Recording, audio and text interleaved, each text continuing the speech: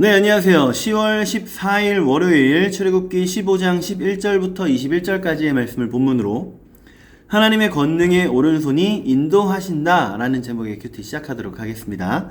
언제나처럼 말씀 읽으시고 질문과 해설까지 읽으신 후에 다시 말씀 한 번, 최소한 한 번, 그리고 시간 가능하신 만큼 읽으시길 바래요. 일단 정지하시고 읽으신 다음에 다시 재생해 주시기 바랍니다.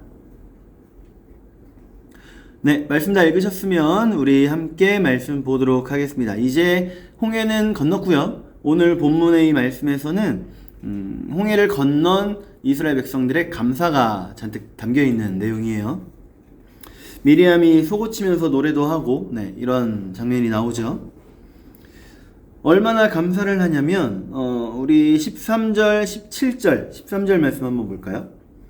주의 인자하심으로 주께서 구속하신 백성을 인도하시되 주의 힘으로 그들을 주의 거룩한 처소에 들어가게 하시나이다. 17절도 봐요. 주께서 백성을 인도하사 그들을 주의 기업의 산에 심으시리이다. 여호와여, 이는 주의 처소를 삼으시려고 예비하신 것이라. 주여, 이것이 주의 손으로 세우신 성소로소이다. 아멘. 하나님의 능력을 표현한 단어가 두 가지가 나왔어요. 13절에서는 주의 힘, 주의 힘. 그리고 17절에서는 주의 손. 하나님의 힘, 하나님의 손, 하나님의 권능을 이야기하는 거죠. 하나님의 말씀, 하나님의 능력을 말씀하시는 겁니다. 주의 힘, 주의 손. 이 하나님의 손과 하나님의 힘을 본 이방의 여러 나라들이요, 두렵죠. 떨리죠. 애굽이라고 하는 강대국을 철저하게 무찌른 신인 거잖아요. 언젠가 이렇게 얘기했던 것 같아요.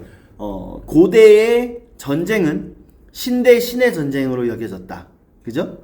애굽이라고 하는 나라는 그렇게 부강할 수 있었던 건 애굽의 신이 그렇게 강하기 때문이다 라고 여겨졌었는데, 그런데 그 애굽의 강한 신을 누가 이긴 거예요?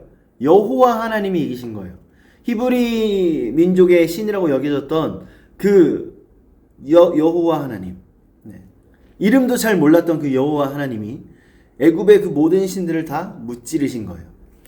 엄청나죠. 그러니까 이 소문을 듣는 자들마다 떨고 놀라고 두려워합니다. 실제로 이스라엘 백성들이 나중에 여리고로 지나가게 되잖아요. 여리고를 돌게 되잖아요. 여호수아 때. 그때 정탐꾼 2명을 여리고에다가 파견을 하죠. 그리고 그곳에서 기생 라합을 만나요. 거기에서 들려오는 라합에게 듣는 이야기 뭐죠? 당신들의 소문으로 인해 이 땅이 두려워하고 있다. 이 성이 떨고 있다. 그겁니다. 하나님 그 엄청난 능력을 듣는 자들은 무섭고 두렵고 떨리는 거예요. 근데 그런 하나님께서 주의 백성들을, 히브리 그 백성들을, 이스라엘 백성들을 여호와의 산에 심으신다라고 말씀하시네요. 자, 여러 번 말씀드렸던 것 같아요. 이스라엘이라고 하는 가나안 땅을 단면으로 딱 잘라보면 지중해 그 바다가 있고요. 그리고 이렇게 쭉 언덕으로 올라갑니다. 이 언덕으로 올라가면 꼭대기에 있는 게 예루살렘이고 베들레헴이에요. 그 다음에 더 해수면보다 낮게 내려가면 여기에 여리고가 있고 또 사해가 있죠. 사해. 이렇게 되어 있습니다. 그런데 그 산을 이야기하신 거예요. 산. 이 예루살렘 산. 시온산을 말하는 거죠. 그곳에다가 심으신다. 여러분, 나무를 심는다라고 하는 그 모습을 한번 우리 상상을 해보자고요. 나무를 심을 때 대충 꽂아놓고 가는 거 있나요? 없지는 않아요. 없지는 않아요.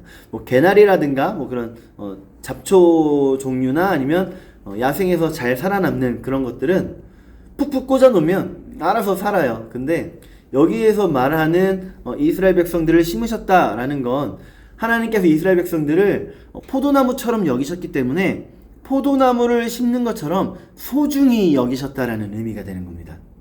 하나님께서 이스라엘 백성들은 소중히 여기신 거예요. 그렇게 심으신 거예요. 우리가 그러면 딱 나눠지죠. 자, 이방 사람들은 하나님의 손, 하나님의 힘 하면 뭘 느꼈다고 해야 되는 거예요? 두려움, 떨림, 공포, 그쵸? 그런데 이스라엘 사람들은 그 하나님의 능력을 생각하니까 뭘 떠올리는 거예요? 하나님의 산 예루살렘에 고이 심어주시는 장면을 떠올리는 겁니다. 네. 그럼 이제 답이 나오죠. 우리와 하나님을 가까이 하는 사람들과 하나님을 가까이 하지 않는 사람들, 하나님의 편으로 선 사람들과 하나님의 대적이 된 사람들, 그들의 포지션은 딱 나뉘는 겁니다. 하나님의 날에, 하나님의 때에 우리는 기뻐하고 감사하고 그 은혜를 누리는 쪽에 서는 거예요.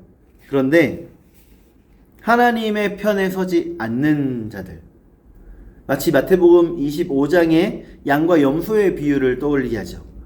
양의 자리에 있는 사람들은 그 은혜를 누리는 사람들이에요. 근데 염소로 나뉘어진 사람들은요, 떨고 놀라고 두려워하는 자리에 서는 자들인 겁니다. 여러분, 우리 그거 기억해야 돼요.